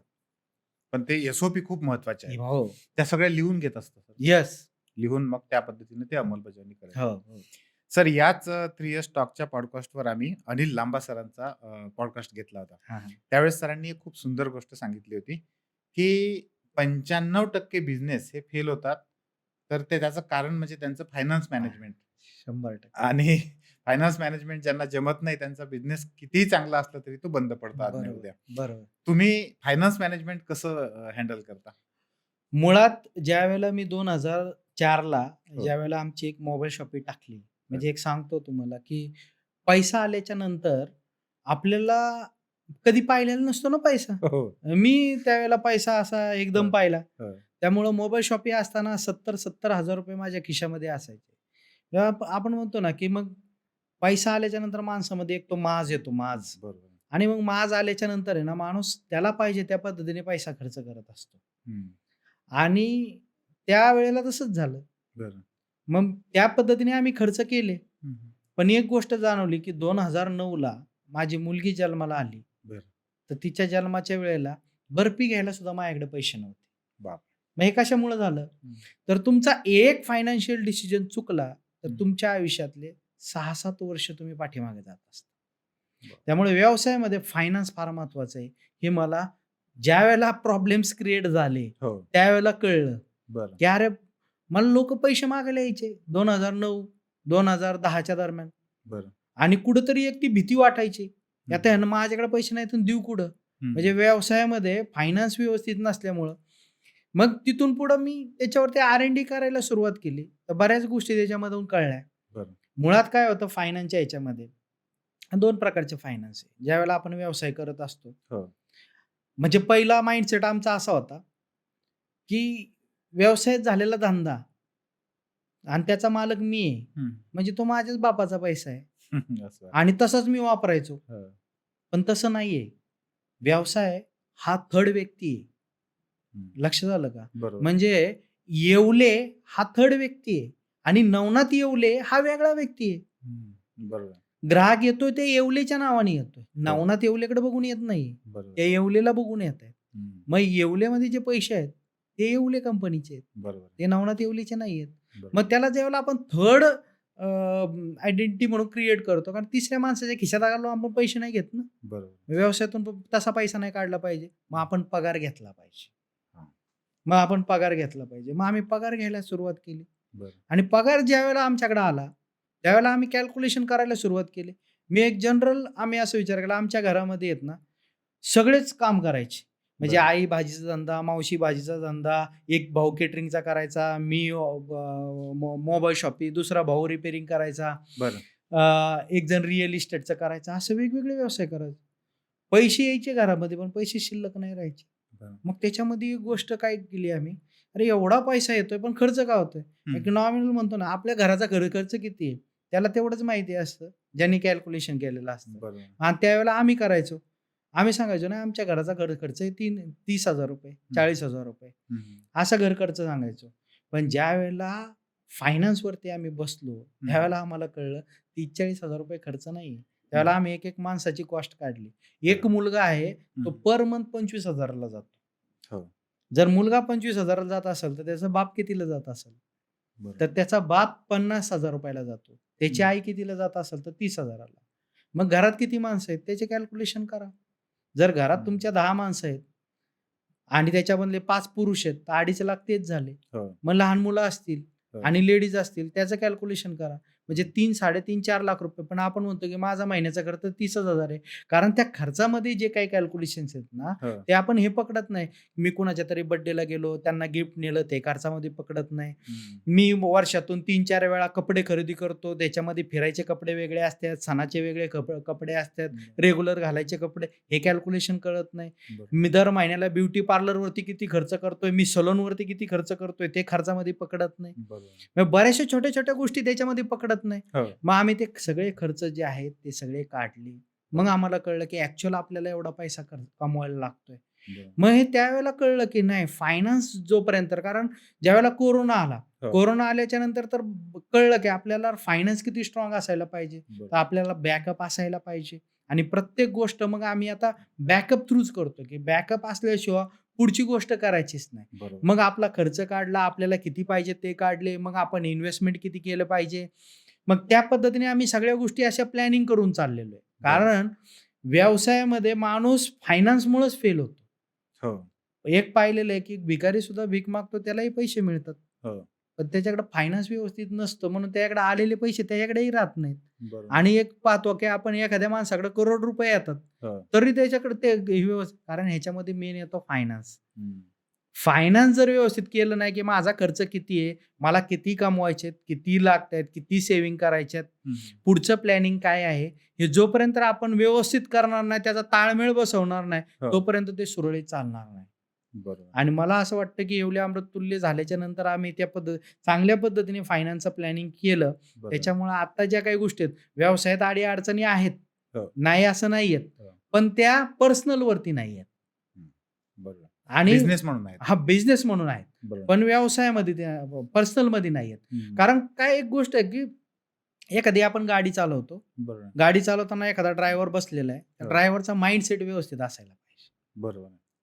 मग आपण व्यवसायाचे ड्रायव्हर आहोत, हो. आपला माइंडसेट व्यवस्थित असायला पाहिजे. येस. आपला माइंडसेट बिघडतो कधी सेल झाला नाही किंवा कमी झाला किंवा एखाद्याने काम केलं आणि काम नाही केलं म्हणून तो तर बिघडतोच. पण मेन माइंडसेट जो बिघडतो तो म्हणजे पैशामुळे बिघडतो. पैसे. पगार द्यायचे, बरोबर. भाडं द्यायचे, भरपूर गोष्टी करायचे, बरोबर. त्यावेळेला आपल्याला डिस्टर्ब व्हायला चालू होतं. हो. आणि त्यावेळेला आपला माइंडसेट तो मोटिवेट असायला पाहिजे आणि डोक्यामध्ये त्रास नसायला पाहिजे. बरोबर. तर तुम्ही व्यवसाय आहे ना अजून स्केल करू शकता. बरोबर. कारण व्यावसायिक तिथंच अडकतो. मग तिथं फायनान्शियल गोष्टी आल्यामुळं मग त्याला डिसिजनच घेता येत नाही. बरोबर. असं पुढे मला जाऊ वाटतं. शकत नाही. येस. सर, हे फायनान्स मॅनेजमेंट तुम्ही एवढ्या सुंदर पद्धतीने आता सांगितलं. हां. हे या व्यवसायाच्या सोबतच तुम्ही अपग्रेड करत गेलात, की आधीपासून ते थोडं भान होतं? नाही. मी तुम्हाला मगाशी पण सांगताना सांगितलं, की हो. मी जे काही शिकलोय त्या अनुभवातून शिकलेलं आहे. म्हणजे बरोबर. प्रत्येक गोष्टीमध्ये खर्च झालेला आहे. हो. मला अडी-अडचणी आलेल्या आहेत, प्रॉब्लेम्स आलेले आहेत आणि त्याच्यामधून शिकलोय आणि त्याच्यामधून आम्ही हे सोल्युशन काढत पुढे चाललेलो आहे. म्हणजे अजूनही शिकतोय. हो. म्हणजे मरस्तोपर्यंत शिकत राहणार आहे. कारण पावला-पावलावरती ज्यावेळेला तुम्ही एक टप्पा नेक्स्ट गाठता, त्यावेळेला तिथले वेगळे चॅलेंजेस असतात. बरोबर आहे. त्यावेळेला ते परत शिकायचे, अडॉप्ट करायचे आणि पुढे जायचं. बरोबर. येस. या प्रत्येक अनुभवाची किंमत चुकवत तुम्ही पुढे गेलात असं येस. आपण म्हणू शकतो. हां, सर, जिथं फायनान्सचा विषय येतो, हां, तिथं आपल्याकडे खूप मोठ्या प्रमाणामध्ये कर्ज, हां. मग याच्याविषयी पण आपल्या तरुणांमध्ये खूप प्रॉब्लेम आहेत. म्हणजे हं, अनेक लोकांना असं वाटतं, एक तर कर्ज अजिबात घ्यायचं नाही, हं, कर्जापासून पूर्ण दूर राहायचं हं. आणि काय करतायत ते करायचं, असा एक मतप्रवाह आहे. बरोबर. दुसरा असा आहे, की कर्जावरच खूप जास्त विसंबून राहतात लोकं. हां. म्हणजे हे दोन्ही, तुमचं काय मत आहे? व्यवसायामध्ये कर्ज घेतलं पाहिजे का? घेतलं तर कधी आणि केव्हा आणि किती घेतलं पाहिजे? येस. व्यवसायामध्ये कर्ज घेतलं पाहिजे का? तर त्याचं उत्तर आहे घेतलं पाहिजे आणि घेतलं नाही पाहिजे का? तर त्याचं उत्तर आहे नाही घेतलं पाहिजे. बरं. दोन्ही गोष्टी आहेत.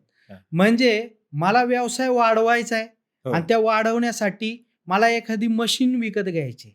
हो. आणि ती मशीन घेतल्याच्या नंतर माझा आता 10,00,000चा व्यवसाय आहे, तो 20,00,000 होणार आहे आणि 20,00,000मधनं मला ₹1,00,000 प्रॉफिट होणार आहे किंवा ₹50,000 प्रॉफिट होणार आहे हं. आणि त्या ₹50,000मधनं माझ्या मशीनला 25,000 जाणार आहेत. हं. म्हणजे कर्ज फेडण्यासाठी हं. आणि 25,000 माझ्याकडे शिल्लक असणार आहेत. हो. त्यावेळेला तुम्ही कर्जाचा विचार केलाच पाहिजे. बरं. पण मी कर्ज अशासाठी घेतोय, की ते कर्ज घेऊन मी कुणाचं तरी मिटवण्यासाठी घेतोय. हां. मला कुणाचे तरी द्यायचेत म्हणून मी कर्ज घेतोय. तर हं. कर्ज नाही घेतलं पाहिजे. किंवा पर्सनल गोष्टींसाठी. हां, पर्सनल गोष्टींसाठी आपण बरं. घेतो. कारण हं. तुम्ही गाडी घेण्यासाठी कर्ज घेताय, तर गाडीमधून तुम्हाला इन्कम काही भेटणारच नाही. बरोबर आहे. इन्कम काही येणारच नाहीये. हं. तर मग आपण अशा डेड इन्व्हेस्टमेंटसाठी आपण कर्ज नाही घेतलं पाहिजे. बरोबर. पण जिथून आपल्याला प्रॉफिट होणार आहे, म्हणजे हो. बँक मला 12% देते हं. आणि जी गोष्टीसाठी मी कर्ज घेतोय, तिथून मला प्रॉफिट 30-35% होणार आहे. बरोबर. म्हणजे त्याच्यापेक्षा दुप्पट होणार आहे. हो. तर आपण 100% कर्ज घेतलं पाहिजे. बरोबर. पण जिथं मला काही उत्पन्न येणारच नाहीये, माझी डेड इन्व्हेस्टमेंट असणार आहे, हो. तर या अशा ठिकाणी कर्ज बिलकुल घेतलं नाही पाहिजे. बरोबर. हे येस. खूप महत्वाचं आहे. सर, या पॉडकास्टच्या निमित्तानं जेव्हा मी तुमची माहिती घेत होतो, हां, हां. तेव्हा एक गोष्ट मला समजली, ती म्हणजे तुम्ही 7व्या वर्गामध्ये असताना ऑडी कारचं स्वप्न बघितलं होतं. हां, हां.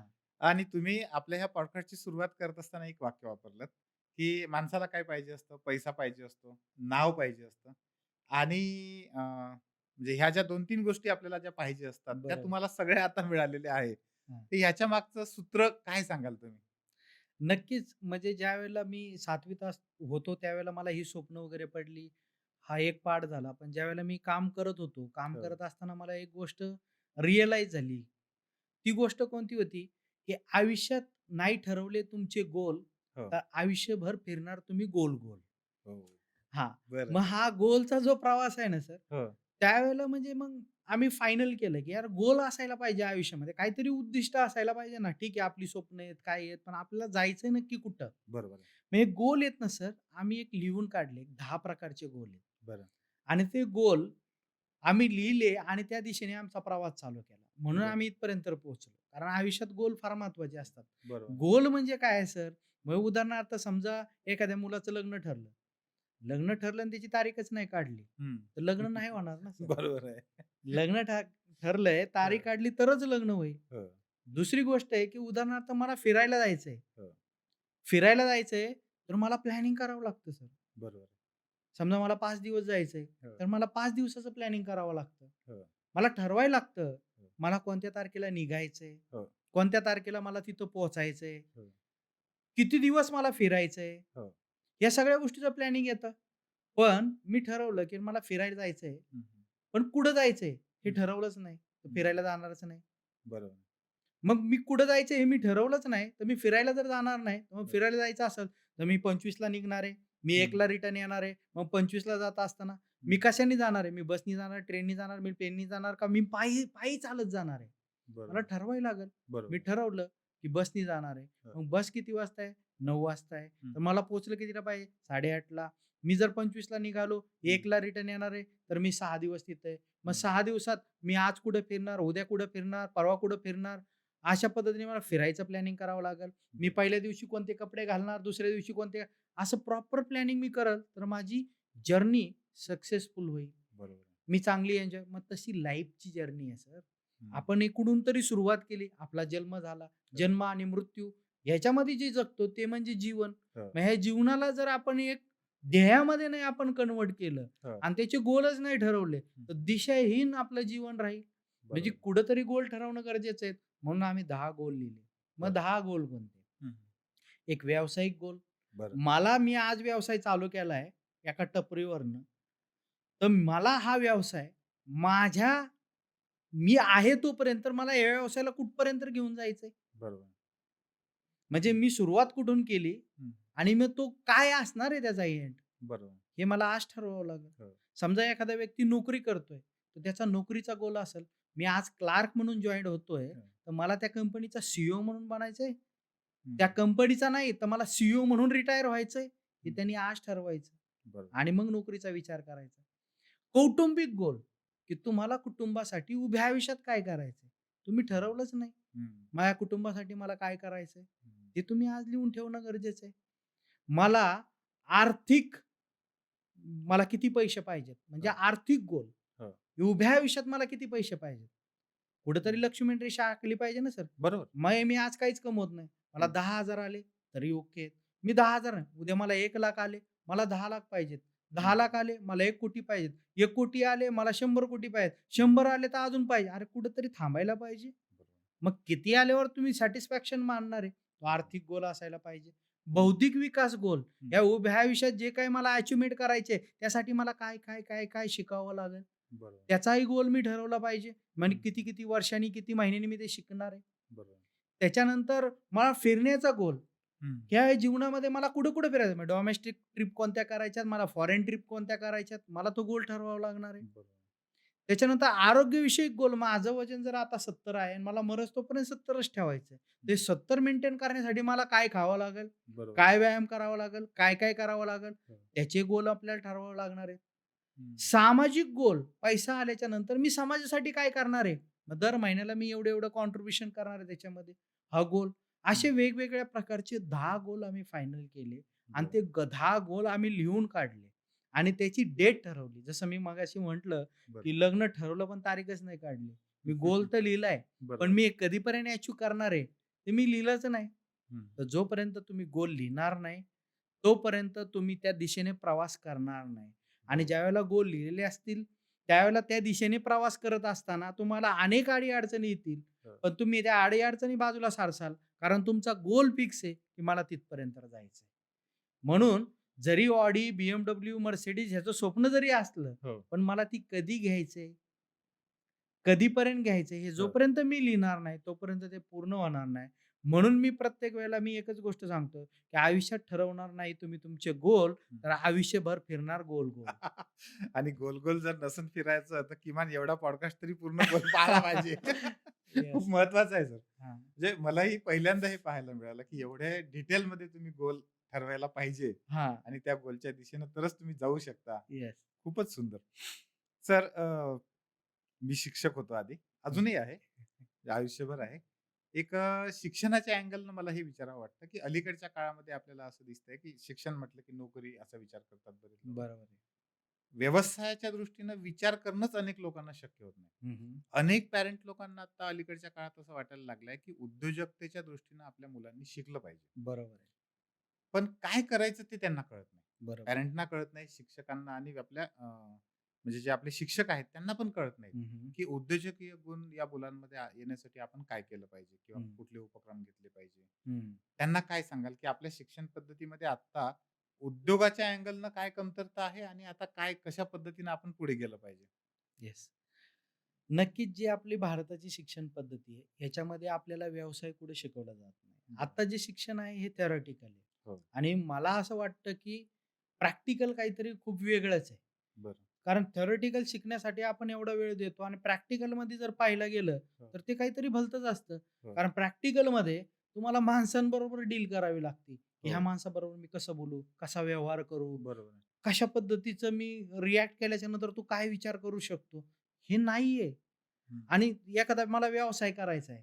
आता हे झालं माणसांचं. हो. ग्राहकाबरोबर मी कसा बोलू, काय करू, हे नाहीये. हं. मग मला व्यवसाय करायचा आहे. मग व्यवसाय रिलेटेड मी फंड कसा मॅनेज करू, हो. फंडिंग कुठून कुठून होतं, हो. ते कसं केलं, आयडियाज मी कसं विचार केला पाहिजे, हं. किंवा मला हाच व्यवसाय करायचा हे मी कसं ठरवलं पाहिजे, हं. किंवा व्यवसायामध्ये मार्केटिंग कशी केली पाहिजे, बरोबर. व्यवसायाचं प्लॅनिंग कसं असायला पाहिजे, हं. व्यवसायाच्या भांडवलाचं किंवा आपण म्हणतो की फायनान्सचं जे काही प्लॅनिंग आहे ते कशा पद्धतीने असायला पाहिजे, पीपल मॅनेजमेंट कसं असायला पाहिजे, की लोकांना कसं हँडल करायचं. बरोबर. म्हणजे ह्या गोष्टी ज्या आहेत त्या आपल्या शिक्षण पद्धतीमध्ये असायला पाहिजेत, पण त्या नाहीयेत. हं.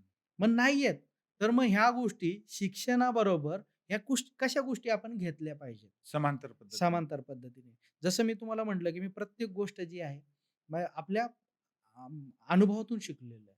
मग मला माहिती आहे, की मी वयाच्या कितव्या वर्षापासून काम केलंय. बहुधा तुम्ही पण त्याच लहान हं. वयामध्ये लवकर काम करायला सुरुवात केलेली असेल. हो. पण आता जर आपण पाहतो आपल्या मुलांना बघतो, नाही तुझं ग्रॅज्युएशन कंप्लीट कर. आता मस्त अभ्यास कर, हो. चांगला अभ्यास कर आणि मग नंतर त्यावेळेला सुरुवात कर. हो. तुम्ही ज्यावेळेला लवकर सुरुवात केली, त्यामुळे लवकर तुम्हाला जीवनातली सूत्र कळली, बरोबर. प्रॅक्टिकल नॉलेज आलं म्हणून तुम्ही इथपर्यंत राहिलात. बरोबर. मग सेम आहे. ग्रॅज्युएशन कंप्लीट झाल्याच्या नंतर याची काय गॅरंटी आहे, की तुमचा मुलगा ज्या पद्धतीने विचार केलाय त्याच पद्धतीने तो काम करेल किंवा नोकरी करेल? नाही. म्हणजे त्यांनी तेवढं नॉलेज जरी घेतलेलं असेल, हो. तरी ज्यावेळेला प्रॅक्टिकल काम करायला जाईल, तर त्याला फेल्युअर आल्यावर त्या फेल्युअरला कसं टॅकल करायचं हेच माहीत नसेल, तर तो कसा करणार? बरोबर. नाही करू शकत. नाही करू शकत. म्हणून हो. थेरटिकल नॉलेज बरोबर प्रॅक्टिकल नॉलेज देणं फार गरजेचं आहे. बरोबर. म्हणून मी भरपूर ठिकाणी कॉलेजला वगैरे जातो, तिथं लेक्चर देत असतो. मुलांना सांगत असतो, की तुम्हाला उभ्या आयुष्यात काय करायचंय? कोणत्या व्यवसाय करायचा असेल किंवा नोकरी करायची असेल. हं. जर तुम्हाला नोकरीमध्ये एका मोठ्या लेव्हलला जायचंय, तर तुम्ही आजपासून त्या लेव्हलच्या व्यक्तीबरोबर राहणं, त्याच्याबरोबर काम करणं, त्याच्याबरोबर बोलणं, हे बरोबर. आत्तापासूनच तुमचं असायला पाहिजे. हो. किंवा एखादा व्यवसाय तुम्हाला करायचा आहे, तर व्यवसायाच्या ठिकाणी तुम्ही कामाला पार्ट टाईम जाणं, हं. त्याचा अनुभव घेणं, बरोबर. हे थेरटिकल नॉलेज बरोबर प्रॅक्टिकल नॉलेज पालकांनी आपल्या मुलांना दिलं पाहिजे. त्यांना असं वाटतं, की मुलांना मी सगळ्याच गोष्टी आयतं देणार. हं. आयतं दिल्याच्या नंतर एक चांगली स्टोरी आहे. अ, मी पेपरमध्ये वाचलं होतं, की अ, एक कुठेतरी सर्कशीमध्ये प्राणी जे आहेत, हो. त्यांच्यावरती बंदी आणली, की प्राणी वापरायचे नाही सर्कशीमध्ये. मग सर्कशीमधले वाघ जे आहेत ना, ते हं. जंगलामध्ये सोडले. हं. तर जंगलात सोडल्याच्या नंतर जंगली कुत्र्यांनी त्याला फाडून खाल्लं. वाघांना. वाघांना खाल्लं. का? तर वाघ शिकार करायचे विसरून गेले होते सर्कसमध्ये. हो. त्यांना आयतं खायला मिळत होतं. बरोबर आहे. मग आपली पण मुलं आहेत. हो. त्यांना उभ्या आयुष्यामध्ये त्यांना सक्सेसफुल व्हायचं असेल, हो. तर त्यांना सर्कशीतले वाघ नाही बनवले पाहिजे. हं. त्यांना जंगलातला वाघ बनवला पाहिजे आणि जंगलातला वाघ बनवत असताना त्याला प्रॅक्टिकल काम त्याला करायला लावलं पाहिजे. बरोबर. भले झाडू मारायचं काम. मला जर एखादा फोटोग्राफर शिकायचा असेल, हो. म्हणजे फोटोग्राफर बनायचंय, तर एखाद्या फोटोग्राफरचं शॉप असेल, तर त्या ठिकाणी तू झाडू मारायला जा. पहिल्या सुरुवातीला कोण तुझ्या हातात कॅमेरा नाही देणार. बरोबर. पहिला झाडू मार. टेबल पुस, हो. काउंटर पुस. हो. मग हळू-हळू ग्राहकांशी बोल. हो. मग कुठेतरी तो व्यक्ती त्याला वाटलं, की तुझ्यात पोटेन्शियल आहे, मग तो तुला शिकवायला लागेल. मग बरोबर. कुठेतरी तुला ते प्रॅक्टिकल नॉलेज शिकायला भेटेल. हो. मग इकडं तू थेरटिकल नॉलेज घेतोय, तुझं शिक्षण कंप्लीट करतोय आणि शिक्षण कंप्लीट करता कुठेतरी पार्ट टाईम काम करतोय. बरोबर. ह्या ज्यावेळेला दोघांचं कॉम्बिनेशन होईल, हो. त्यावेळेला 100% तो त्याच्या उभ्या आयुष्यात जे त्याला करायचंय, हं. त्याच्यामध्ये तो करायला गेल्याच्या नंतर त्याला ऑलरेडी थेरटिकल आणि प्रॅक्टिकल नॉलेज दोन्ही आहे त्याच्याकडे. बरोबर. आता त्याला काम करताना तो सोपं जाईल. आणि ह्याच गोष्टीची इम्प्लिमेंट आम्ही आमच्या घरामध्ये केलेली आहे. माझी बरं. माझी मुलगी 9वीत असताना मी तिला केक शॉप टाकून दिलेलं आहे आणि पुढच्या 32 वर्षापर्यंत तिला 100 केक शॉपचं मी टार्गेट दिलेलं आहे. बरं. म्हणजे तिच्या लग्नाचा खर्च असेल हं. किंवा तिच्या पुढच्या शिक्षणाचा खर्च असेल. हो. तिचा बर्थडेची तारीख आम्ही काढलेली आहे आणि त्या तारखेला तो एक गोल ठरवून दिलेला आहे, की यावर्षी किती शॉप, बरं. यावर्षी काय शिक्षण घ्यायचंय बरं. किंवा यावर्षी काय प्लॅनिंग आहे. हो. हे तिला आखून दिलेलं आहे आणि त्याच पद्धतीने काम करायचं. बरं. म्हणजे आपण ज्यावेळेला शिक्षणाबरोबर थेरटिकल नॉलेज देऊ, हो. कारण मला माहिती आहे, की माझं शिक्षण 10वीत झालंय. हो. मग मला थेरटिकल नॉलेज होतं, जे 10वी पर्यंतचं. हो. पण व्यवसायात आल्याच्या नंतर मला 17 व्यवसाय म्हणजे 17 वर्ष मला 32 व्यवसाय का करावे लागले? हं. जर मला व्यवसायाचं आज मला कळतंय, की चहा नाही. मी जसं तुम्हाला मगाशी बोललो, की एक भाजीची गड्डी हो. मला सांगते, की तू ऑडी गाडी नाही घेऊ शकत. बरं. पण मी आज ज्यावेळेला चहाचा व्यवसाय करतो ना सर, हं. तर मला आज कळतंय, ती मला ती भाजीची गड्डी, ऑडी गाडी देऊ शकत होती. हं. मग ते मला आज का कळतंय? कारण मला आता बिझनेसचं नॉलेज आलं ना. मला हे कळतंय, की मी जी भाजीची गड्डी विकत होतो, ती रोडवर विकत होतो. ती भाजीची गड्डी मी जर मॉलला विकली असती, तर ती ₹10 ला गेली नसती. ती 40 ला गेली असती. अगदी. माझी ऑडी गाडी आली असती. हं. म्हणजे मला ते बिझनेसचं नॉलेज नाहीये ना. हां. बरोबर. हां, मग मला जर त्या बिझनेसचं नॉलेज नाहीये, हो. तर मग ह्या ज्या काही गोष्टी आहेत आपण प्रॅक्टिकल लेव्हलला ज्यावेळेला आपण करतो ना, त्याच वेळेला हे अनुभव येतात. येस. आणि मग हेच जर आपल्या शिक्षण पद्धतीमध्ये जर असेल, हो. तर मला असं वाटतं, की येणारी जी आपली पिढी आहे, जे बरोबर. आपण म्हणतो ना, की ए-पी-जे अब्दुल कलाम बोलून गेले 2020 साली भारत महासत्ता होणार. हो. मग आपल्या महासत्तेकडे जर आपल्याला वाटचाल करायची असेल, हो. तर युवा पिढीला व्यावसायिक शिक्षण देणं गरजेचं आहे. बरोबर. कारण एक म्हणजे व्यावसायिक तयार झाला, तर हो. तो 1000 लोकांना नोकऱ्या देत असतो. बरोबर. 1000 रोजगार उपलब्ध करून देणार असतो. हो. त्याच्यामुळं मला असं वाटतं, की कुठेतरी शिक्षण पद्धतीमध्ये नोकरी आपण कशी चांगल्या पद्धतीने करू शकतो हे तर शिकवलंच जातं. बरोबर. पण व्यवसाय पण चांगल्या पद्धतीने कसा करावा हो. हे कुठेतरी ॲड करणं गरजेचं आहे. आणि दुसरी गोष्ट, ठीक आहे आपली शिक्षण पद्धती जरी म्हणजे आहे ती चांगलीच आहे, हो. पण नोकरी करणारी आहे. पण त्याच्यातही आपल्याला जर आपल्या मुलाला जर व्यावसायिक करायचा असेल हो. किंवा नोकरीमध्ये एका लेव्हलला घेऊन जायचं असेल, तर मला असं वाटतं, की शिक्षणाबरोबर त्यांनी प्रॅक्टिकल त्याला काहीतरी पार्ट टाईम का होईना कामाला पाठवलं पाहिजे 10वी नंतर. 10वी नंतर बरोबर. आणि जर सुरुवात ती केली, तर पुढच्या 5 वर्षामध्ये अजून तो त्याच्यामध्ये चांगल्या पद्धतीने. चांगल्या पद्धतीने पुढं केलेलं असतं. खूप मौल्यवान म्हणता येईल त्याला. म्हणजे आपल्या कदाचित हा पॉडकास्ट पाहणारे नक्कीच काही पॅरेंट्स असतील, शिक्षणात काम करणारे आमचे शिक्षक लोक असतील खूप सारे. त्यांच्यासाठी अतिशय मौल्यवान सल्ला आहे हा. सर मी अनेक उद्योजकांना भेटतो. आता या पॉडकास्टच्या निमित्तानं असेल किंवा इतर व्यावसायिक निमित्तानं असेल.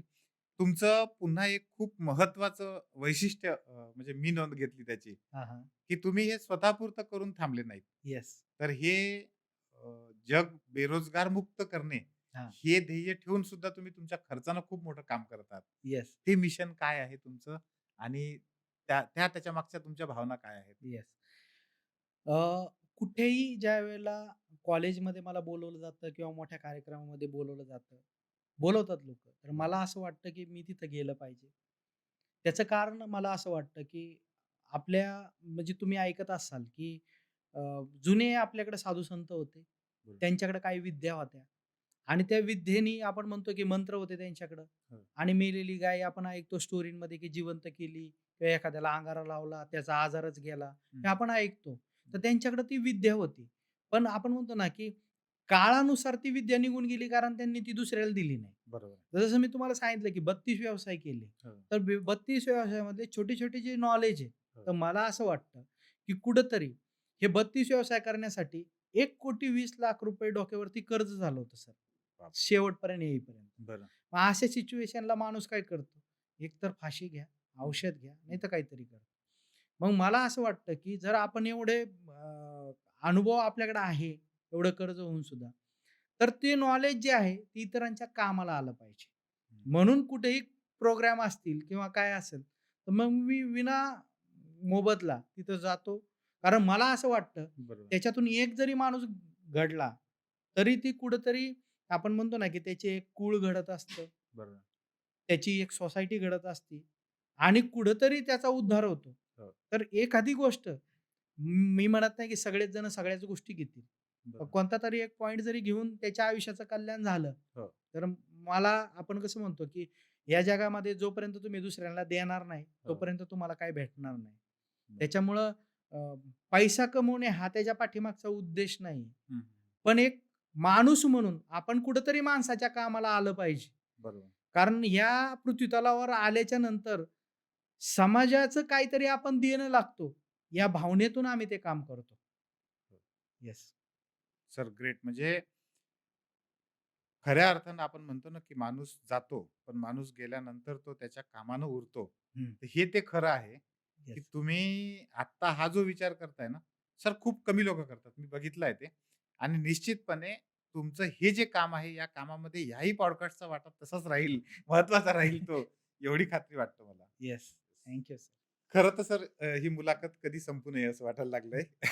पण वेळेचं भान आपल्या सगळ्यांनाच ठेवणं गरजेचं आहे. शेवटी समारोप करताना एक असा प्रश्न विचारावासा वाटतो, की ज्यांना महाराष्ट्रामध्ये बिझनेस करायचा आहे, उद्योग करायचा आहे, अशा व्यक्तींना काय सांगाल? ज्यांना पण व्यवसाय करायचा आहे, सगळ्यात पहिली गोष्ट आहे, की व्यवसाय काकाने केला, मामाने केला, मित्रांनी केला म्हणून करायला जाऊ नका. बरं, व्यवसाय करत असताना पैसा बघून व्यवसाय करायला जाऊ नका. बरं. पहिलं ओळखा, की माझी आवड कशामध्ये आहे. तुमची जी आवड आहे, त्याचंच रूपांतर तुम्ही व्यवसायामध्ये केलं पाहिजे. बरं. कारण आपण कोणतीही गोष्ट ज्यावेळेला आवडीची करत असतो, त्याच्यामध्ये आपल्याला आळस, कंटाळा आणि थकवा येत नाही. आणि त्याच्यामध्ये पैशाचा विषय खूप लांबचाच असतो. बरोबर. त्याच्यामुळं जी आपली आवड आहे, तो आपण व्यवसाय निवडला पाहिजे. आता आवड आहे आणि आता मला व्यवसाय करायचा आहे. हे ज्यावेळेला फायनल होईल, त्यावेळेला दुसरी गोष्ट करायची असते, की जो व्यवसाय आपल्याला करायचा आहे, म्हणजे मी एक एक्झाम्पल देतो, की मला वडापाव सेंटर टाकायचं आहे. हो, आणि मला जर वडापाव सेंटर टाकायचं आहे, तर मी कुठल्यातरी वडापाव सेंटरमध्ये पहिला कामाला गेलो पाहिजे. बरोबर. आणि मी पहिलं पाहिजे, की मला वडापाव करण्याची आवड आहे का? म्हणजे लोकांना खाऊ-पिऊ घालण्याची आवड आहे का? हं, ही ओळखली तुम्ही. आता वडापाव सेंटरमध्ये पार्ट टाईम कामाला जा. हं. तिथं तुम्हाला वडापाव घेत असताना ग्राहक काय विचारतोय, काय मागणी आहे त्याची, काय नाही, त्या प्राईसला तो एक्सेप्ट आहे का, सर्व्हिस कशी द्यायची, ह्या बरोबर. सगळ्या गोष्टी तुम्हाला तिथं कळतील. हं, दुसरी गोष्ट त्या व्यवसायात काय पेन आहे, ते हं. तुम्हाला तिथं राहून शिकायला भेटेल. बरोबर. मग तुम्ही तिथं शिक्षण घेतलं. तिसरी गोष्ट जी आहे, मी म्हणलं, की शिक्षण पद्धतीमध्ये व्यवसाय केवढं करायचा, कसा करायचा हे शिकवलं जात नाही. हं. पण असे बिझनेस कोचिंग क्लास आहेत, जिथं शिकवलं जातं, की व्यवसाय कसा करायचा. बरोबर. कोणता तरी एखादा बिझनेस कोचिंग क्लास तुम्ही जॉइन केला पाहिजे बरोबर. आणि त्याच्यातून तुम्ही शिकलं पाहिजे, की मला वडापावचा बिझनेस करायचा आहे. हं, पण जे इतर लोकं करतायत तसा नाही करायचा. हं, माझा यू-एस-पी काय असायला पाहिजे, युनिक सेलिंग पॉइंट. हं. मी त्याचा विचार केला पाहिजे आणि मग मला व्यवसाय करायचा आहे. मग त्या व्यवसायातले मला बारकावे समजले पाहिजेत. मार्केटिंग कशी करायची, हं. ब्रँडिंग कशी करायची, फायनान्स अकाउंट कशा पद्धतीने असायला पाहिजे, बरोबर. पीपल मॅनेजमेंट काय पद्धतीने केलं पाहिजे, हं, हे प्लॅनिंग कसं केलं पाहिजे, मी प्राईस काय पद्धतीने ठेवली पाहिजे, ग्राहक माझ्याकडे का आला पाहिजे, या हं. सगळ्या गोष्टी शिका. आणि बरोबर. हे शिकण्यासाठी वर्ष, 2 वर्षाचा टाईम पिरियड द्या आणि मग त्याच्यानंतर तुम्ही व्यवसाय करायला सुरुवात करा. बरोबर. 100% तुम्ही त्या व्यवसायामध्ये फेल होणार नाही. बरोबर. पण कुणीतरी सांगतोय आणि आपण बघतोय, की अरे हां, चहाच्या व्यवसायामध्ये खूप जास्त पैसा आहे. मग हं, मी पण ब्रँड क्रिएट करू शकतो आणि हं. मी व्यवसाय करू शकतो. नाही, तुम्ही चहाच्या व्यवसायात आवड म्हणून नाही आलेला. तुम्हाला चहाच्या व्यवसायात पैसा दिसतोय म्हणून आलाय. तुम्ही हं. 100% चान्सेस आहेत फेल होण्याचे.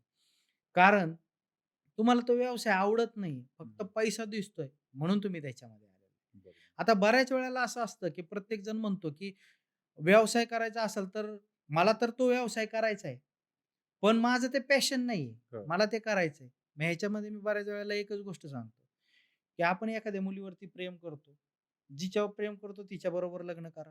हं. नाही तर जिच्याबरोबर लग्न केलंय तिच्यावर प्रेम करायला सुरुवात करा. बरोबर. म्हणजे तुम्हाला जे वाटतंय, की हा व्यवसाय करायचा आहे, हो. तर मग तो व्यवसाय करा आणि त्या व्यवसायावर प्रेम करा बरोबर आहे. आणि प्रामाणिकपणाने त्याच्यामध्ये कष्ट करा. त्याचं नॉलेज घ्या, शिका. हो, आणि तोच व्यवसाय तुम्हाला शेवटपर्यंत घेऊन जाईल. हो. म्हणजे जे तुम्हाला आयुष्यामध्ये सक्सेस मिळवायचा आहे, बरोबर. तिथपर्यंत तो घेऊन जाईल. हो. एवढा प्रामाणिक विश्वास त्याच्यावर ठेवा. बरोबर. आणि माझी प्रामाणिक सगळ्यांना हात जोडून विनंती आहे, की काही जण पॉडकास्ट पाहून असा विचार करते, सरांनी 32 व्यवसाय केले म्हणजे आपल्यालाही व्यवसाय करायला लागतील. हो, असं बिलकुल नाहीये. हो. तुम्ही जो व्यवसाय करताय त्या व्यवसायामध्ये सक्सेस व्हाल. हं. फक्त 33वा व्यवसाय सक्सेस झाला कारण 32 ज्यावेळेला फेल झाले, त्यावेळेला आम्ही एकच गोष्टीचा विचार केला, की व्यवसायाचं चुकत नाहीये, आपलं चुकतंय. डिसिजन मेकर आपण आहे, आपलं चुकत असतं. माझे निर्णय चुकले म्हणून 32 व्यवसाय चुकले. बरोबर. व्यवसायाचं नाही चुकलं. हं. मग व्यवसायाचं काय चुकलं? त्यासाठी आम्ही बिझनेस कोचिंग क्लास केला आणि त्यावेळेला मला कळलं, की नाही, हं. आपली आवड आणि त्याच्यात केलेला व्यवसाय एका उंच लेव्हलला जाऊ शकतो. बरोबर. ही गोष्ट घेतली आणि आम्ही व्यवसाय त्या लेव्हलला घेऊन गेलो. त्याच्यामुळे जे काही आपले ज्यांना व्यवसायामध्ये यायचंय किंवा जे एक्झिस्टिंग व्यवसाय करतायत.